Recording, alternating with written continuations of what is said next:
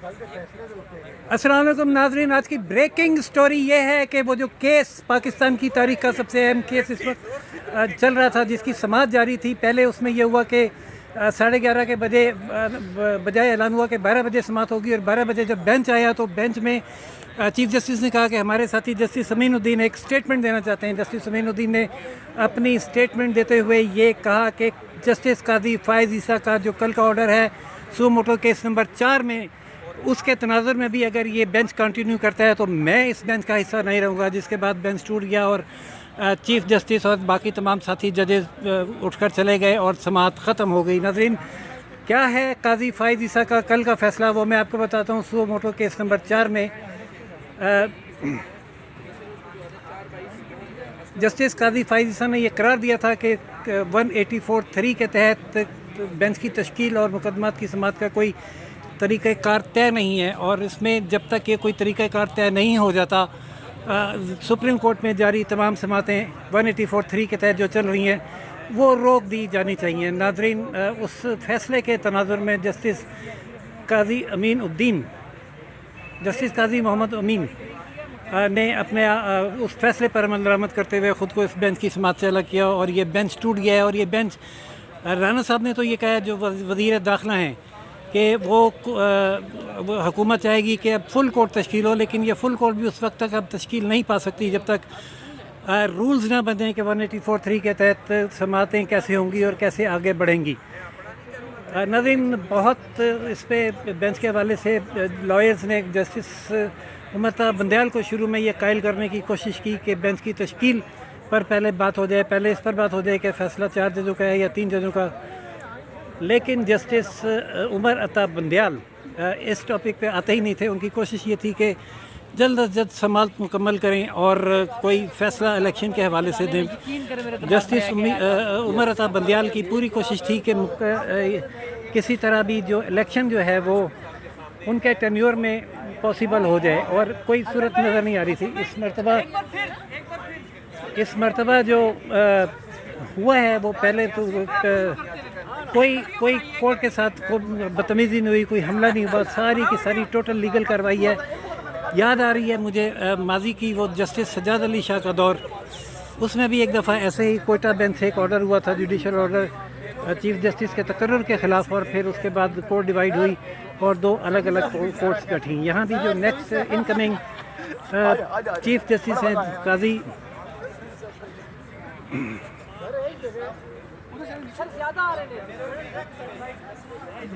Upcoming chief justice जो हैं, उन्होंने काजी फ़ाइज़ ईसा, उन्होंने कल एक फ़ैसला अपना जारी किया जो सो मोटो केस नंबर 4 में था। वो उसका टॉपिक तो कोई और था, लेकिन उसमें उन्होंने ये करार दिया कि जो असखुद नोटिस और ये 184(3) के तहत नोटिस और अचानक आइनी दरख्वास्तें जो हैं, इनके तकर्रुर का, इनके समाअत का कोई तरीका मौजूद नहीं है, जिसकी वजह से चीफ जस्टिस को लामुतनाही पावर हासिल है कि वो अपने तौर पे कोई भी बेंच तश्कील देकर समाअत शुरू कर देता है जिसमें कोई अपील का भी किसी को हक़ हासिल नहीं है।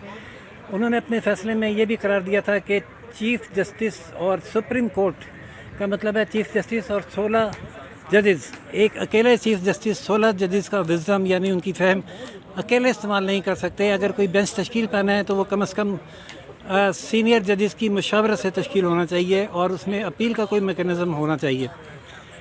ये रूल्स हमारे पास हैं नहीं, और ये रूल्स फ्रेम होने तक इस वक्त जितनी भी सुप्रीम कोर्ट में जारी समाअतें हैं वो रोका जाना ही करीने इंसाफ है। ये फ़ैसला कल जारी किया गया जस्टिस काजी फ़ाइज़ ईसा की अदालत से, जिसके बाद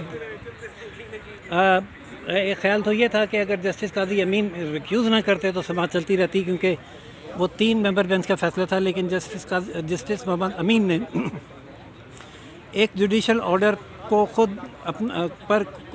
जुडिशल ऑर्डर का ख़ुद को पाबंद बनाया और उस पर अमल करते हुए उन्होंने इस बेंच से रिक्यूज़ किया, जिसके बाद ये बेंच टूट गया है। और ये बेंच उस मरहले पर टूटा है कि जब तकरीबन PTI की तरफ से तमाम समाअतें, तमाम दलाइल मुकम्मल हो चुके थे और अटार्नी जनरल के भी तकरीबन दलाइल मुकम्मल हो चुके थे, और आज उन्हें सिर्फ 1 और घंटे की समाअत करनी थी।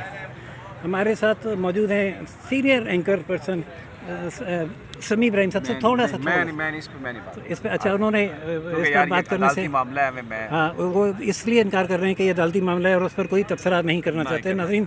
तो वाकई अदालती मामला तो है, लेकिन इसके पॉलिटिकल इम्पैक्ट्स भी बहुत शदीद हैं। और पॉलिटिकल इम्पैक्ट ये है कि अब इलेक्शन जो है वो जो एक तवक्को पैदा हुई थी पीटीआई को कि सुप्रीम कोर्ट करवा देगी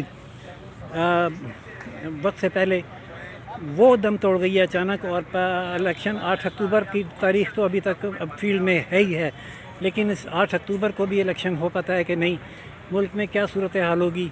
चीफ़ जस्टिस साहब की इस्तीफ़े की अफवाहें भी कल से गर्म है कि उनसे एक मारूफ एंकर जो पेशन गोइयों पर मबनी ख़बरें और तबसरे किया करते हैं, उनकी ट्वीट चल रही है कि शायद chief justice of Pakistan resign करेंगे।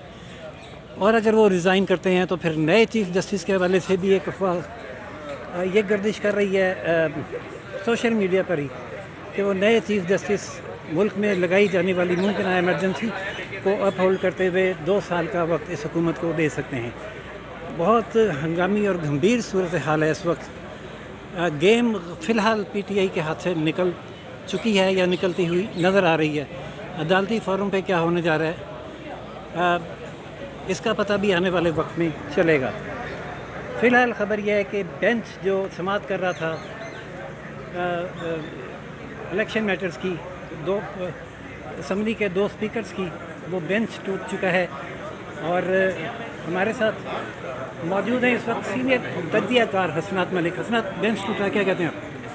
देखें, अब इस बेंच के जस्टिस अमीरुद्दीन खान की रिफ्यूज़ल के बाद अगर ये बेंच दोबारा रीअसम्बल होता है तो वो आर्डर की नफ़ी होगी, क्योंकि वो आर्डर एक इनफील्ड में है जिसमें यह है कि 184(3) के हवाले से सारे केसेस की समाअत मुलतवी की जाए जब तक सुप्रीम कोर्ट के रूल्स नहीं बनाए जाते। तो मेरा ख्याल है कि या तो वो आर्डर सस्पेंड करना होगा जस्टिस काजी फाइसा का, तो क्या दूसरा बेंच एक प्रेसिडेंट है जिसमें जस्टिस काजी फाइसा का जो आर्डर है वो दूसरा बेंच भी सस्पेंड कर सकता है।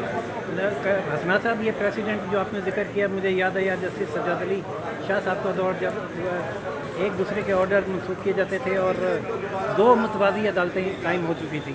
क्या आप देख रहे हैं कि वो तारीख़ अपने आप को दोहराने जा रही है? देखिए, मेरा ख्याल है कि तारीख तो कुछ न कुछ लग रहा है कि